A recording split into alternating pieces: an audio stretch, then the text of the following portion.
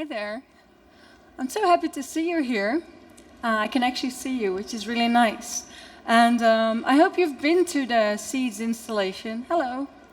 And if you haven't, then I do hope you will do and let us know what you feel about it. I'm really excited to be showing this here because for me it was the first time working with a material like Caesarstone, which was really interesting because I generally work with ephemeral things, with things that don't last, with things that actually have a life cyclus, and working with this very kind of solid, rigid material was a great inspiration for me because I was thinking, how can I actually use this material, but then also make it fluid in the same way, or actually use it so you can actually. We made this grinding table where you can actually grind seeds with Caesarstone.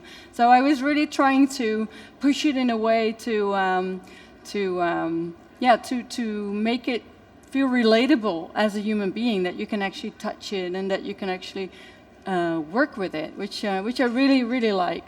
So I thought, well, I haven't been speaking in Canada that much actually, only in Montreal and 2 years ago at Edit Festival. So I thought, let's just share with you some of the things that I've been doing in the past, so you get a clue about what eating design actually could be. Because, as was already introduced, I call myself an eating designer, not a food designer. But maybe it's good to wonder in the first place why, as a designer, you would want to work with food. Because it's very unpractical, actually. It's really quite a challenge to work with food. It's much easier, my colleagues, when they participate in a exhibition, they just send in their vases or their chairs, and I always have to deal with food and safety and health and keeping things fresh and cooking them and thinking about hygiene and all these things. So it's quite unpractical, but I wouldn't want it any other way. And I will show you a little bit like how. But initially, when I was a student, I went to the Design Academy in Eindhoven, where I'm now head of department. But that was 20 years ago when I was a student. And at that time, there were no designers working with food. So food was just not a subject for designers. Actually, many designers, when I started to work with food, told me that this is something for chefs. Or it's a housewife subject, so don't bother, And, well, I was two things. I was a really lousy product designer at the time. I just didn't know what to do with the stuff. And also, I was thinking, looking at my peer students who made beautiful objects, and I was thinking, do we really want more stuff? Do we really want more objects, more things, more waste in the end sometimes? And I wasn't sure. And then I would go home and cook dinner and look in my cupboards and in my fridge, and I was thinking, yeah, but this is material, and my kitchen is my workshop, so I started just making stuff with that, and I didn't really fully realize what that would mean, but yeah, I was quite happy doing that. And once I started really making designs with food, I noticed, I'm making something that actually enters your body. Wow, as a designer, I can make something that becomes part of you, that you can not only see, but you can also smell it and taste it and touch it. And you can eat it, but then it goes in your body, but it also evokes memories sometimes in your brain, or associations, or you can become really happy of eating good food. And then also it goes out of your body. And so I design shit. You could actually call me, I'm the shit designer. And I really like that. I really like, fundamentally, that I make designs that end up in the toilet and could potentially feed the earth again to make something grow again. And I think many times we're not aware that we are mostly surrounded by lifeless objects. And I think that's a great deal because of design. Like humans, we have surrounded ourselves with static things that are kind of frozen in time. And we used to be surrounded by living things. We used to be surrounded by trees that grew and that would actually, at a certain point, also die again. But then at that time would also feed the soil again. And this soil would also nourish new plants that would grow again. But we are not surrounded by those kind of situations anymore. Our world is kind of static in its presence. And what I really appreciate about food is that we are engaging with it, well, generally like 3 times a day.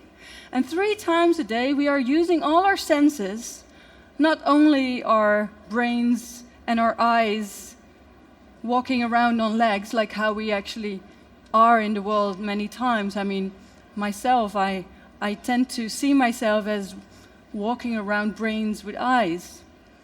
But then 3 times a day, you smell, you taste, you touch food, and the food goes inside you and it nourishes you. And I think food itself, it's interesting, it's interesting to think about how do I shape food and how do I put food on a plate, but just to think about that food is your kind of tunnel to the living world, to kind of remind you with all your senses that where we actually come from, that it is life. That makes me really excited to work with food. And hence the eating design, because, to literally design food, it could be nice, but I think it's much nicer to actually look into the verb of eating. What does that mean? What can food do?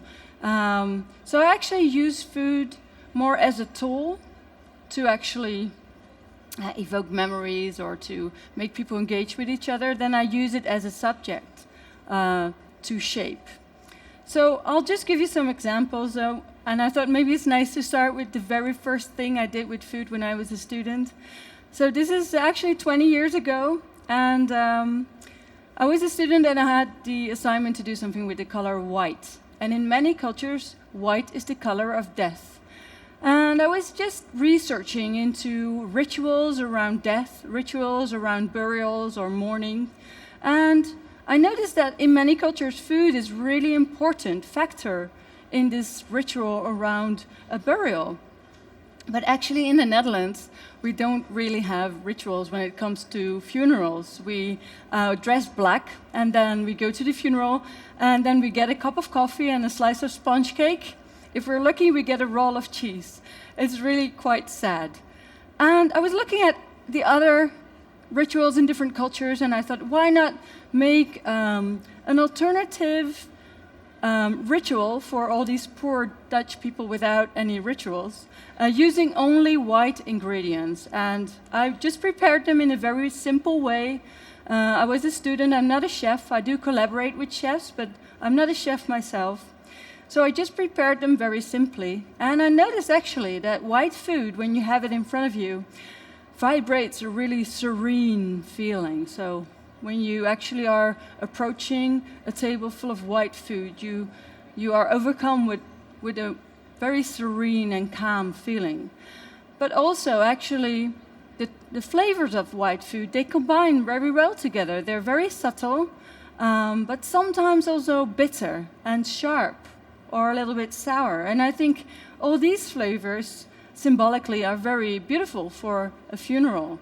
So to actually share food with each other after someone passed away, I think can also be a nourishing, literally, but also mentally experience. And to share food together can work as a bonding experience. So that was the first thing I ever did with food, and I really appreciated that you could do a whole design. You're not just making a table, you're not just making ceramics, you're not just making a flavor, but you actually make a whole experience. And after that, I was asked to do a lot of those kind of experiences. And every year, people around November, started to ask me to do Christmas dinners. And I always doubted, I think, I could do many dinners, but Christmas is so full of rituals, so full of cliches and decoration. What can a designer add to that, on top of all of that? But it took a little while before I realized that actually Christmas is just about being together, sharing together and feeling connected to each other. It's really simple.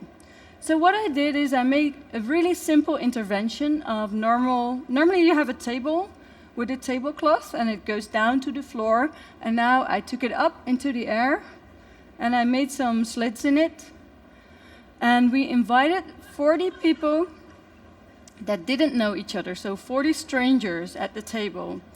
And so this is what it looked like, and this is the situation. So you go and sit at the table, and there's your head and your hands, but there's no body.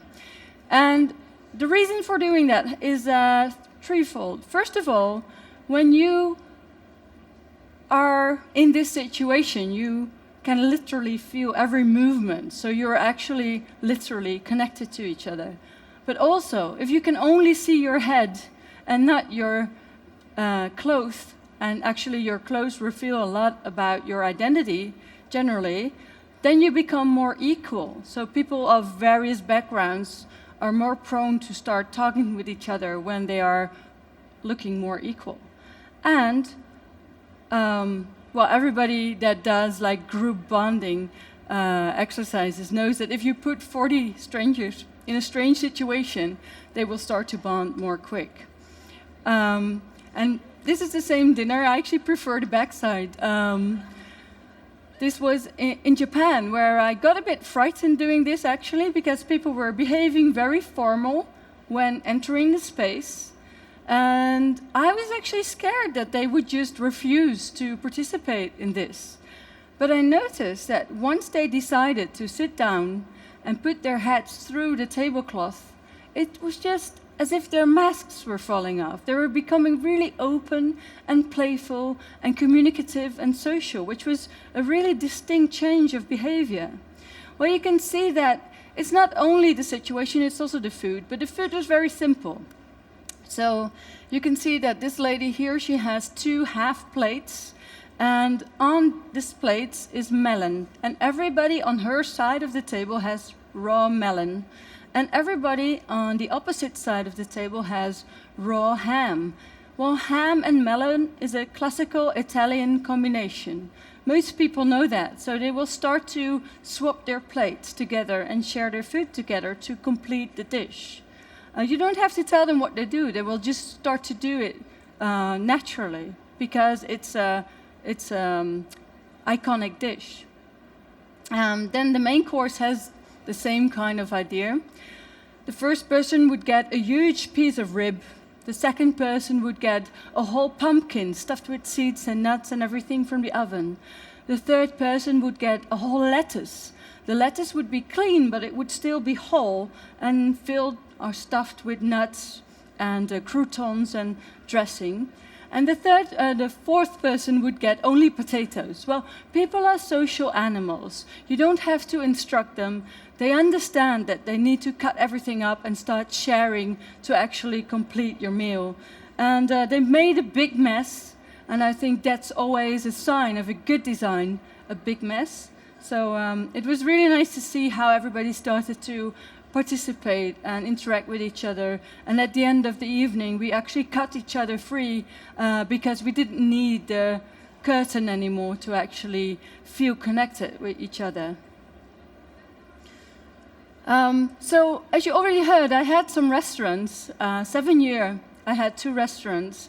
And the first restaurant I really started because I just couldn't get a job, really. No one wanted to hire me. They said, I don't know, food, it's all nice, but what to do with it? And so yeah, I started a restaurant because I thought, well, let's do something. And the restaurant was also my design studio, and I was really excited being able to design everything. So the whole interior and the ceramics and everything in that space was one of my designs, or a collaboration with other designers. And then there was the opening day, and I thought, what shall I do? So I invited all my friends to come. And when they entered, I asked them for their birthday and also the date of their birth. And when you know that, when you know their date of birth, then you know which zodiac sign they have. And when you know that, you know which elements they are. So in Western astrology, there are 4 elements, which is water, fire, air, and earth.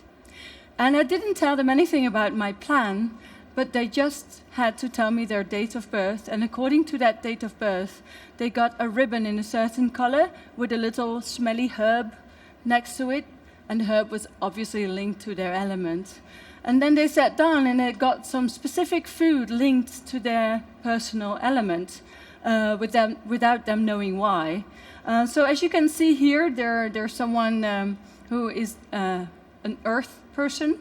And the food is earthy, so it's autumn flavors, things that grow underneath the ground, root vegetables, mushrooms, a kind of brownish palette. And the chocolate writes on the platform, it says, being with you on earth. And then there's a water person who is eating these kind of salty vegetables that grow near the sea, fish, of course, and seaweed. And then there's a fire person who is eating flame-grilled, spicy, fiery food. And because I didn't tell them anything about it, it was a really nice starter of conversation, because more often than not, we actually go into a restaurant and we just eat. And maybe we are saying, well, this tastes good. You know, taste is very important, obviously. But then that's all we think of. We think of maybe what is it or what is in it, and then it tastes good. But we never really think about other kinds of thoughts or other kinds of narratives around food. And this was a really interesting starter, and some people actually figured it out after a while. But it was interesting to find a way to make people actually focus on the food for a longer while than only thinking whether it would taste nice, which of course it tastes is very important, but you can actually do more than only make good tasting food. So these people are 2 fire people, and actually this guy, he's a fireman. I found out later. But what was kind of funny is that well, obviously I didn't know who of my friends that were coming that day who would have which element, you know, so I didn't really know how much food to buy. So I just got enough of every element, an equal amount, and I just put it in my fridge and had everything ready before people came. So we opened the doors and the first people got in, and the first hours we mainly were serving earth and air people. So all the earth and air food was getting out, and all the water and fire food was left behind. And I was getting worried. I thought, oh my God, I will have so much leftovers, and what to do if I run out of this other food. And then after a couple of hours, the water and the fire people came in. And apparently, I read in my big book of astrology that water and fire people have the tendency to be late. Very scientific. Anyway, sorry, I just need a sip of water.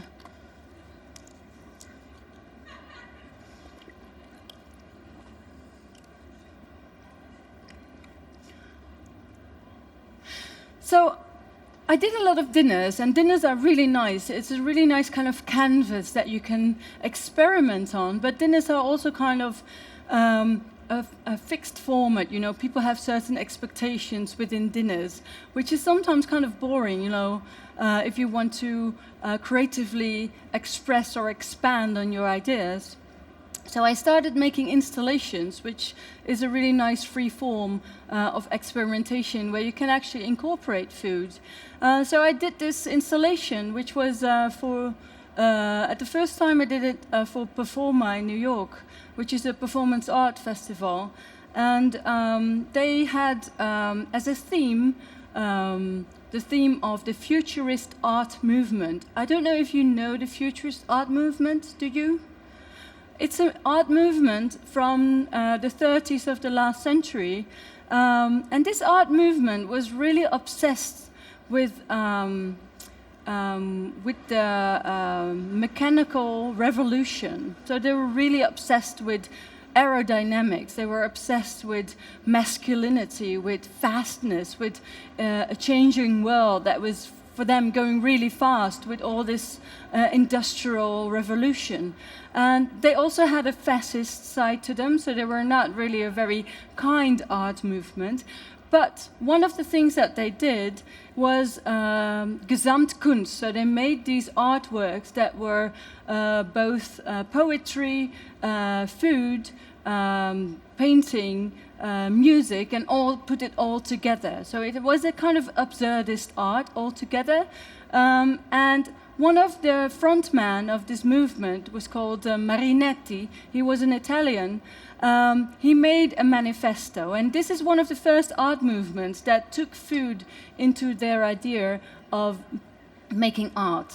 And this guy, Marinetti, he wrote the Futurist Cookbook as a kind of manifest. And in this manifest, he states that pasta needs to be forbidden because, he said, pasta makes you lazy. It makes you fat. It makes you lethargic.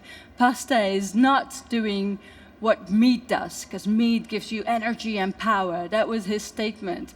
And he said that we needed that energy and power. And it's interesting because at that time there was no dietary science at all. So the understanding that carbohydrates actually does have that effect on your body was something that he knew, but it wasn't really proven scientifically. So based on this art movement, or inspired by it, I made my design, which was an answer to the futurists, which was a pasta sauna. And this was a little space in which there were pots of boiling water, and the water was boiling and boiling, so it was really steaming like a steam sauna inside the space.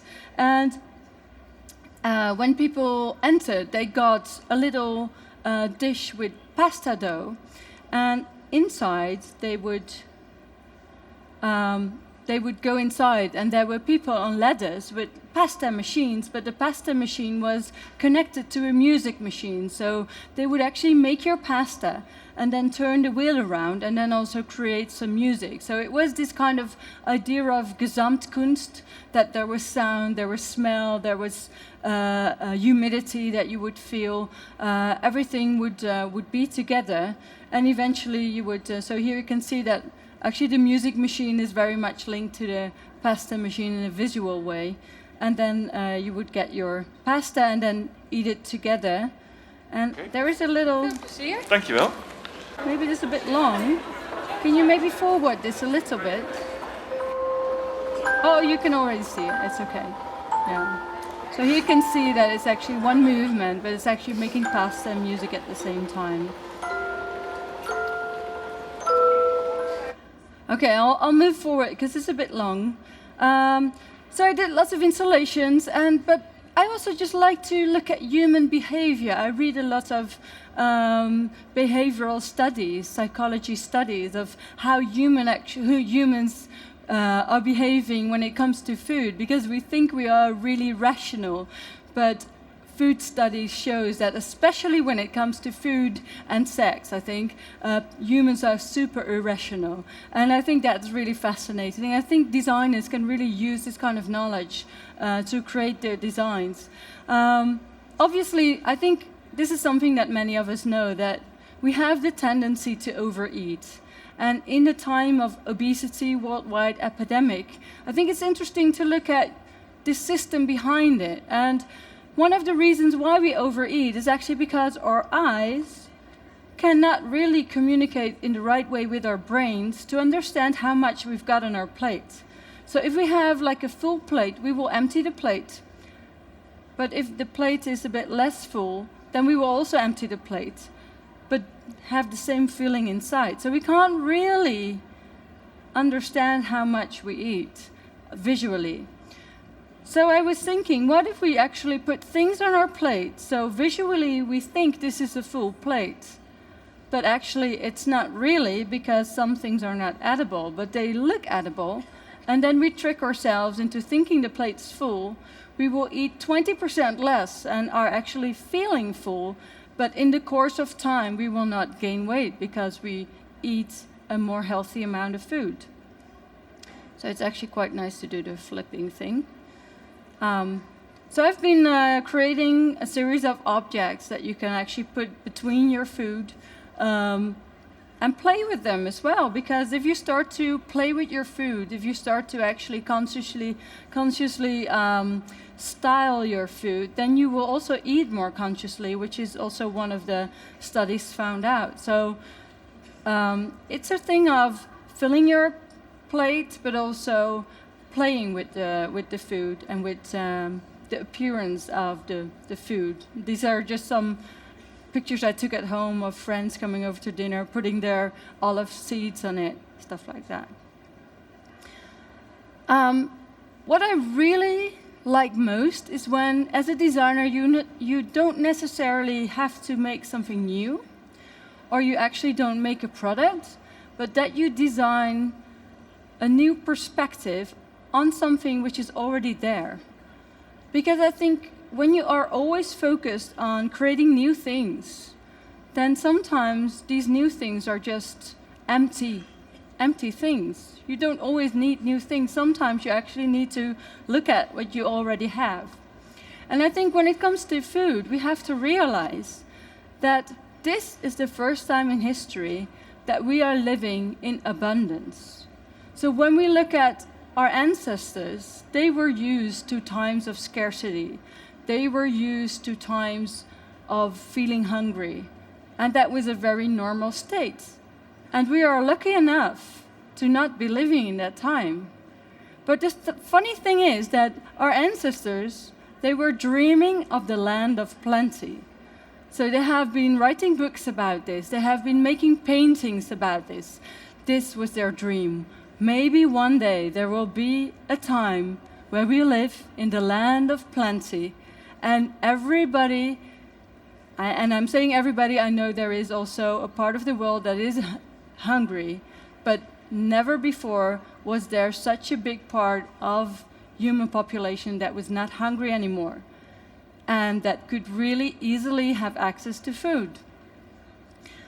But the funny thing is, our ancestors were dreaming about this time, and we are living in this time, but we don't feel it. We don't feel that we are super amazingly having access to food wherever we want to go, that there are supermarkets full of fresh food coming from all around the world, which is really amazing, and that we can just get it for a small amount of money without actually having to work the land and without actually having to sacrifice a lot.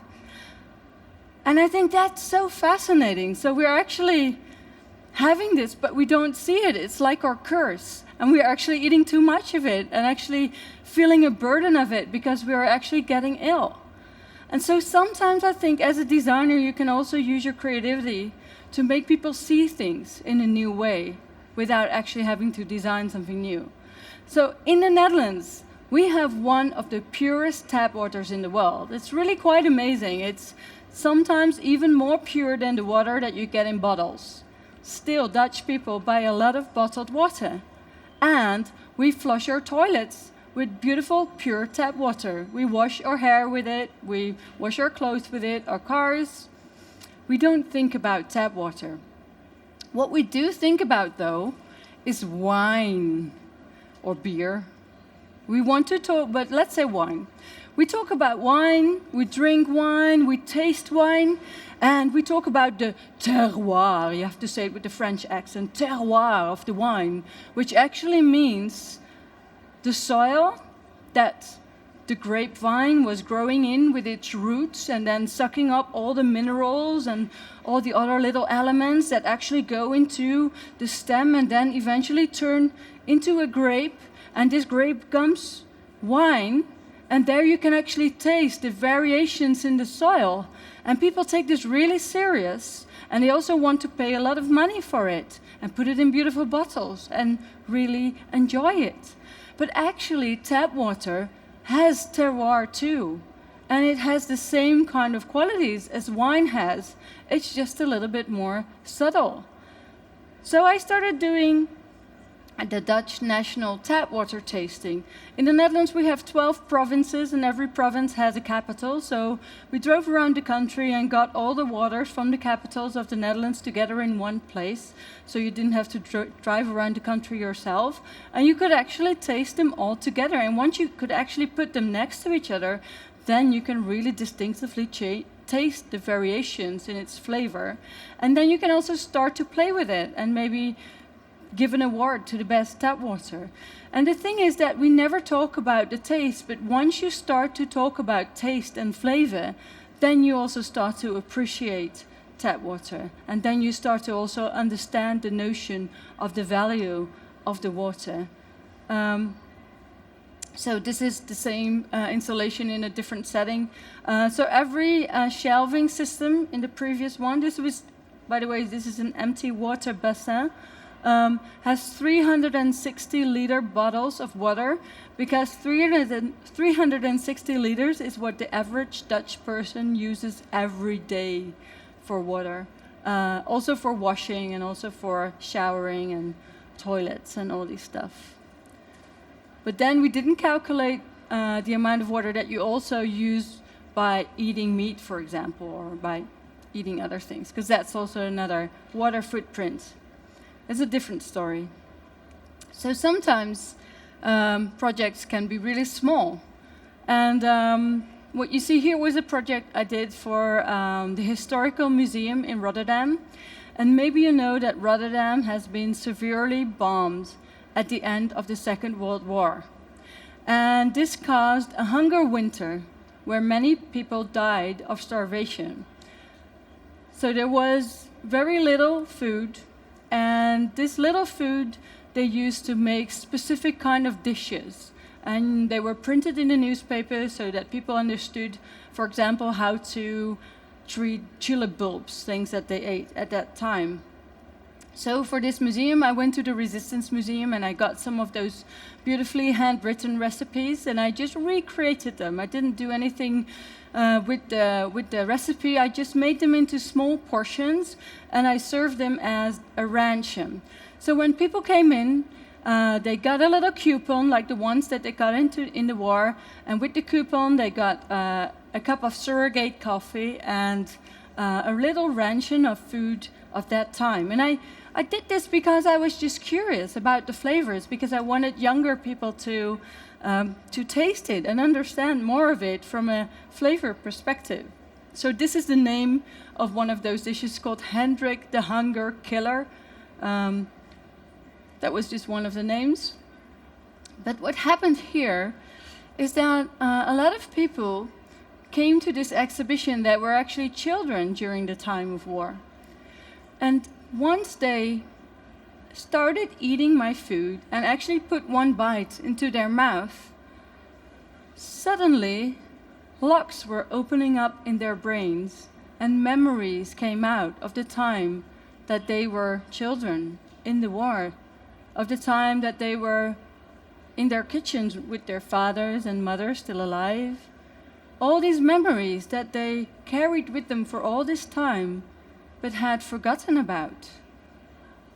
Suddenly they were back. They were part of these people, but they just didn't realize that they had those memories. And we all know this effect. We know it's called the Proust Effect. We all know that you sometimes smell something or taste something and then suddenly you remember something that you thought you were forgotten. And for me, as a designer, to understand that you can use any material to work with, but to have this single material that can actually evoke memories, for me, makes me very grateful to be working with food. Well, sometimes I'm grateful, and sometimes I'm not. And the little girl you see here is my oldest daughter. She is now 14, but here she was about 3-year-old. And her name is Juni, and she was super sweet and super cute. But she didn't want to eat her vegetables. And that was so annoying, because obviously, you know, I thought, I'm working with food. How can my daughter not be wanting to eat vegetables? But yeah, she just refused. And there were two things. First of all, I read this research that when you want to accept a new flavor, you just have to taste it 7 times. You just have to repeat and repeat and repeat. It's like learning a new language. It also counts for adults, by the way, so you can train yourself. So just repeating something will actually make you accept a new flavor. The other thing was that I noticed that once I put her at the dining table, she would start to resist. So for her, this was like, I'm at the dining table, this is the war zone, I'm going to keep my mouth shut, and then my mom will behave really crazy, and I really like that. And I understand that in a way, when you're 3 years old, you don't have that much to say about your life. So keeping your mouth shut puts you in a power position, which I really respect. But as a mother, that was really horrible. So I thought I have to do something about this, and I have to kind of break these patterns. So I invited her with all of her friends from the daycare to my studio, where I had a big table full of vegetables. And I told the kids we're going to do a workshop, and it's called a Veggie Bling Bling Workshop. And you're going to make jewelry, but the tools to make this jewelry are your teeth. So yeah, because kids have really sharp teeth, so you have to use your teeth to actually shape the jewelry. And of course we had some other tools as well, but mainly use your teeth. So they were playing. They didn't feel that they were forced to eat because they were playing. They were shaping, they were nibbling and shaping all these vegetables. And honestly, there was a boy, and he was making a bracelet, and I can just see him standing there, and he was just chewing and shaping a beautiful bracelet. But then I think he just lost what he was doing. He was just dreaming into the air, and he was chewing, and he just ate his whole bracelet. It was quite amazing. I should have filmed it. So eventually, Uni is still alive. She eats all her vegetables now, so I guess it works. So I think we're finishing this. The last thing I want to share with you is one project I did in Hungary with gypsy women. And what you need to know is that in Hungary, gypsies are really seriously being rejected by society. And it's a really deeply rooted cultural frustration which is going on. So that's something to keep in the back of your mind when you watch this.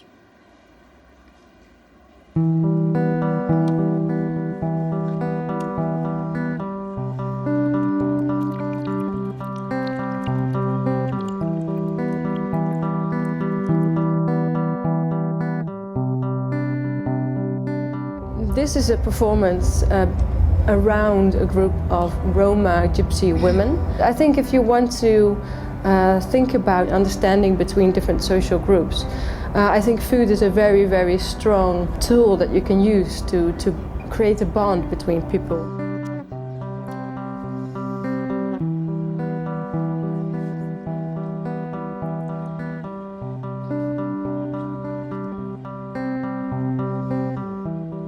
To create understanding for gypsy people, I think to use food is one thing, but then to be fed by someone is another thing. And I think that's why also it's only women, because it's mothers that feed their children. It's this kind of essence of life. I think the idea of feeding is a very intimate. A mother feeds her child with food, but also with love at the same time. I thought about making this installation where people are getting physically fed with food, but also with stories. Az almával az a kedves emlékem, hogy összegyűltünk így gyerekek. És engem a nagy gyerekek nagyon-nagyon szerettek valamiért, mert azért én begyhárka voltam, és vittek magukkal, és kerestek egy nagy házat, ahol nagyon sok a almafa. És beloktunk, és hát leszettük az almát, és majd jött a parasztember, és így nagyon kellett rohanni, nagyon-nagyon futottunk, szóval életem első olyan futás és utolsó, és amikor futottam, és utánunk kiabált, hogy te büdös cigány, és kiderült, hogy csak én voltam cigány.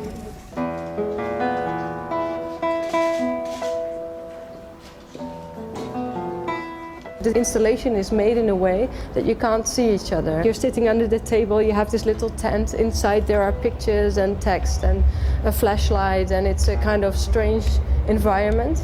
And then you sit there and the lady tells you her memories and the memories of the food that she has, and she will include you in her life in that way. Karácsony volt, és bejött egy ilyen, nem tudom, ilyen tenyeres talpas nőre emlékszem valójában. És volt egy lány, akivel folyamatosan együtt mentünk házról házra, mi az intézetről intézetre, vagy nem tudom, hogy mondjam neked. Ő szőke volt. És akkor bejött, azt kérem, meg azt kérem. És akkor így valamiért kellett mennünk vele, kimentünk ő hozzá, és egész nap takarítani kellett, majd jöttek a vendégek, és betettek minket egy ilyen hideg szobába, de nagyon éhesek voltunk. Vissza is vittek minket este, és annyira gyönyörű volt, annyira szép, csodálatos szép, már csak mindenkinek lehet ilyen karácsonya, hogy így kinyílt a díszterem ajtaja, és megláttam a magas fát, csodálatosan feldíszítve, és a sok-sok gyerek ott eszik, és kiabál, és beszélget, és jól érzi magát. És a slusszpoén az, hogy csak akkor ehettem narancsot. Karácsonykor ehettem csak narancsot, és kaptunk mindenféle tárgyakat, ilyen hülyeségeket, és én elcseréltem narancsra. Elkezdtem így, hogy neked adom ezt, te ad nekem a narancsot, és rengeteg narancs volt. If you have had that experience and someone shared her food with you and her story with you, you cannot hate that person. You have to like that person.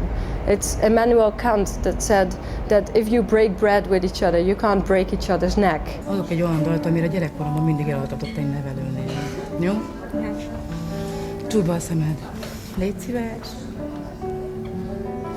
Szél viszi messzi a fellegeket, s mögötte lángol az ég. Nyújtsd ide, édes, a kis kezedet, ki tudja, látlak-e még?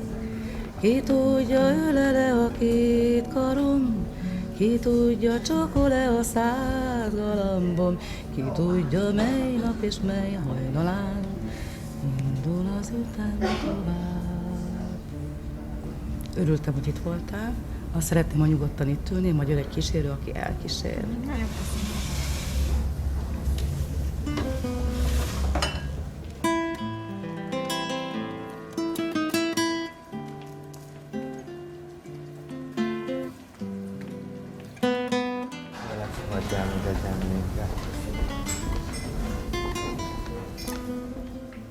Nagyon jó volt, mert hát tényleg olyan volt, mint egy kuckot, tehát így azonnal egy ilyen nagyon személyes térbe kerültem, ami teljesen azonnal magával ragadott ezekkel a fényképekkel, mert pont szembe velem egy szoptatós kép volt, meg nagyon jó mondatok voltak, meg látszott, hogy gyerekrajz, szóval azonnal egy életet éreztem. Olyan volt valóban, mint hogyha a saját anyukám lenne, vagy én, mint mikor anyuka voltam, vagy most is az vagyok, mikor odalépett hozzám az Ágnes, gondolom ő volt az, ilyen nagyon kedves volt, és etetett, és nagyon szép volt.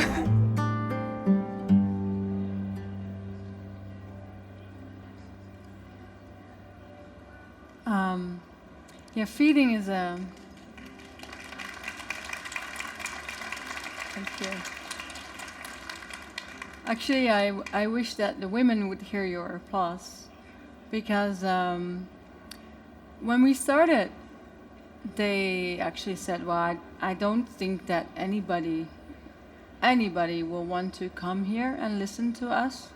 And I said, well, I don't know either. I never went to Hungary before, and I never met any gypsies before. But I thought, well, let's just do it, and let's just see what happens. And because people couldn't see each other, because that was the crux. Like, how can you actually make a stranger feed you without feeling uncomfortable? Because it's super scary, you know, if someone feeds you, and especially if it's someone from another social group that you have reservation towards. So I found out that if you can't see each other, that's actually the way to do it, because then you can relax, then you feel kind of safe, then you feel in a way anonymous. And of course you understand that the hand that you see in front of you and the voice that you hear and the feet of the woman that you see in front of you is part of a whole human being. But in a way it will make you relax, and then you can actually listen to her story. So we fed 400 people over 4 days, and people really wanted to hear these stories. They really wanted to stay there. They actually wanted to get in touch with these women. But I didn't want that to happen. I didn't want the visitors to actually see the woman that were performing, because if you would see the woman, then you would think, all these gypsies, I don't really like them, but yeah, she's nice. So people have the tendency to make this kind of exception for one person.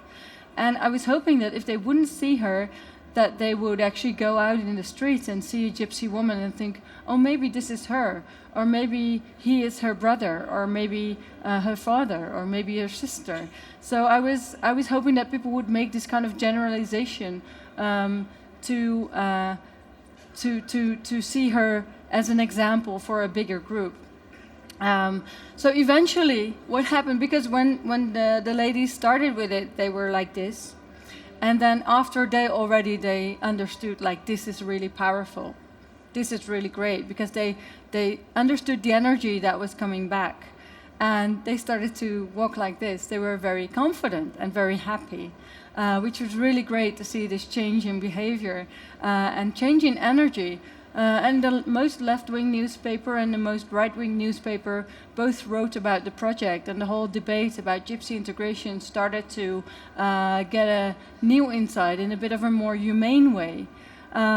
So actually 2 girls, they told me, wow, we feel so good tonight, we're going out. And I said, well, have fun, see you tomorrow. And then tomorrow they came back and I said, well, did you go out? Did you go dancing? Was it nice? They said, yeah, we actually went to 7 clubs. And we got rejected everywhere. And then I thought, yeah, that is the reality of, those projects. They can just bring a little part, but then eventually they were still in this reality. But I do hope that, bringing this project in the world shifts a little bit of perspective. I think the timing is up, right? Okay, thank you very much. Thank you.